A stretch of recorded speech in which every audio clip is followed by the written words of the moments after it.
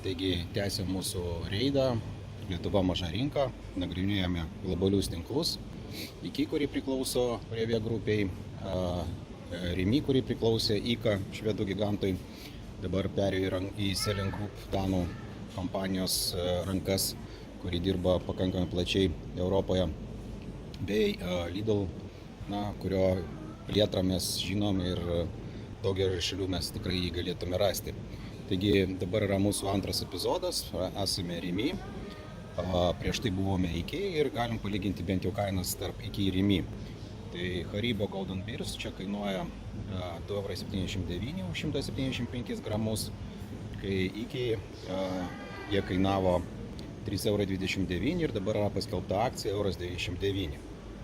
Taigi kokios kainos yra pas Rimi motininė kompanija, buvusi motininė kompanija. Taigi Švedijoje Haribo pardavinėjimas yra kitokiais šiek tiek įpakavimais, galbūt ir skoniai šiek tiek skiriasi, tai ten 150 gramų pakotė, grubiai per visą asortimentą kainuoja 22,90 kr, ką išvertus į eurus būtų 2,03 €. Taigi mes jau dabar galim pasakyti, kad mes gyvenam šiek tiek geriau negu kad švedai. O jeigu palyginti kainą, sakykime taip, su Vokietijos tinklu, Revie, kur dabar vyksta akcija, tai čia toks gaminys 175 gramų kainuoja viso labo 79 €. Taigi 79 centai akcija, 2,79 € Rimi be akcijos.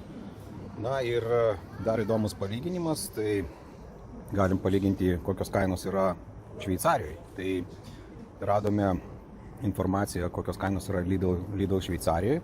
Taigi Haribo Golden Beers, ten 75 gramų pakotė yra 1,06 €. Tai padauginam iš 2, 2,12 € už 150 gramų, sakykime, tai pakotė, tai mes gyvename šiek tiek geriau negu kad šveicarai. Jeigu pasižiūrėti didesnius įpakavimus, 300 gramų, tai Lidle Šveicarijoje kainuoja 2,12 €, 2,55 €, taigi dvigubai didesnis kiekis ir vis dar neįperkam 175 gramų.